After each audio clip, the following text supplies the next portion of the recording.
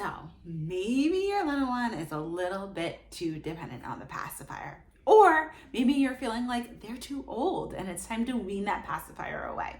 If either one of those situations is what you're experiencing, this video is for you. So hi, I'm Jim Casey, owner of Baby O&I Consulting, certified postpartum doula, certified sleep consultant, and mama of 3. One of whom was obsessed with his pacifier. Like, absolutely love the thing. Never wanted to give it up. So we're going to talk about 2 different times in a little baby's life, in a child's life, where you might want to wean the pacifier. And that is A, if they are younger than 4 months old and are not able to put it in their mouths independently, or B, when they are 2.5, 3 years old and you're starting to get worried about the formation of their teeth and you just feel like it's really time to wean that pacifier away. So first, we're going to talk about situation A, when your little one is very dependent on the pacifier, but they're too young to be able to use it independently. So in a different video that I will link, I talk all about strategies of is the pacifier prohibiting your child's sleep? And I talk about strategies to help your child learn how to use it independently. But if they are younger than 4 months old, they just do not have the motor skills yet in order to be able to use that pacifier independently. So there's really no weaning of the pacifier at this stage.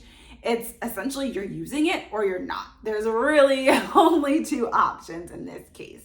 So if they are younger than 4 months old and you are having to replace that pacifier multiple times a night, you're having to stand over your baby's crib or bassinet and hold the pacifier into their mouth because as soon as they pop it out, they start to cry, then that is a situation where we will no longer use it and we'll just wean it cold turkey.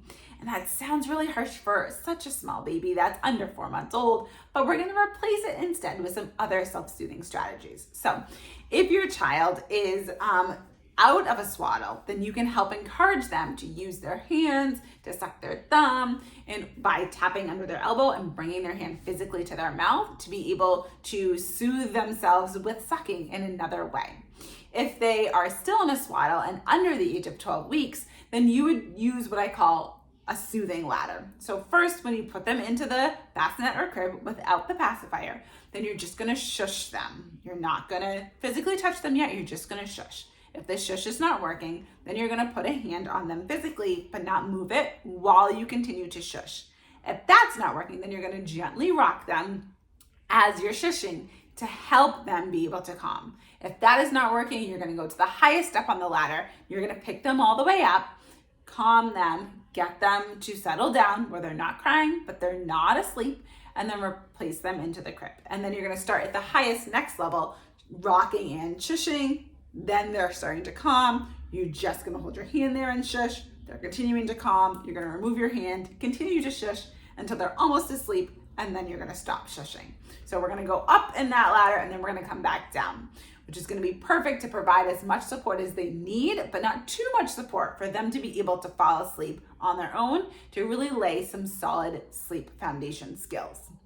Now, on the flip side of this, if your child is 2.5, 3, and you're starting to think about weaning that pacifier altogether, then there's a couple of different strategies that you can use to do this. Oftentimes parents might think about weaning that pacifier like at 1 or at 2, but I really recommend, as long as they are only using it in their crib for nap times and for sleep, then you can wait a little bit longer until they have some more cognitive skills to be able to understand why that pacifier is going to be weaned away and how they can replace that feeling of comfort, because they're going to have a tie to that pacifier. It's going to be their main soothing method. So when we take that away, we need to make sure that we're replacing it with something else so we don't just leave them with nothing. So there's 3 options that you can use for a 2.5, 3, 3.5-year-old as you're weaning that pacifier. The first option you may have heard of is the Pacifier. So it's a little bit like the tooth fairy. So essentially, when your child is asleep, you're gonna let them know the Pacifier is gonna come and she's gonna bring you a new present because she's gonna take your pacifiers away. So very similar to the tooth fairy. Tooth fairy, you leave the tooth under the pillow. Tooth fairy comes, she takes the tooth, she leaves a present. It's gonna be very similar. So while your child is sleeping with the pacifiers in their crib, you would go in, scoop up all the pacifiers, you would replace it with something else. Most likely it's going to be a lovey, a new blanket, something that is comforting that you would want them to have during sleep. You can have it be something like a toy, but generally you want it to be something that can be a replacement comfort item for what they're now going to be losing. So option A is the Pacifier. Option 2 is a Build-A-Bear. So you're going to have them create their new comfort item. And this is what we did for my son. So we brought him to Build-A-Bear. I packed up all the pacifiers that were in his crib, and we took a little trip to Build-A-Bear. He got to pick which bear that he wanted to put it in. So he picked one of the Paw Patrol dogs.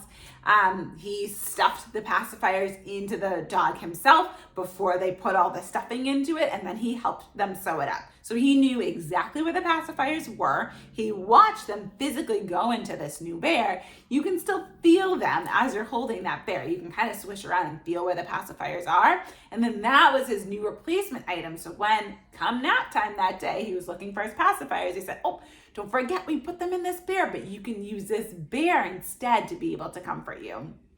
Or dog, since it was a Paw Patrol dog.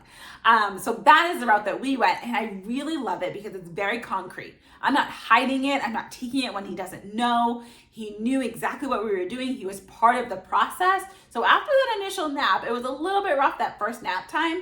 He then asked about the pacifiers once at bedtime that night, and then he never asked about it again. It was a very easy transition because we waited a little bit longer until he could understand, and we had him be part of the process.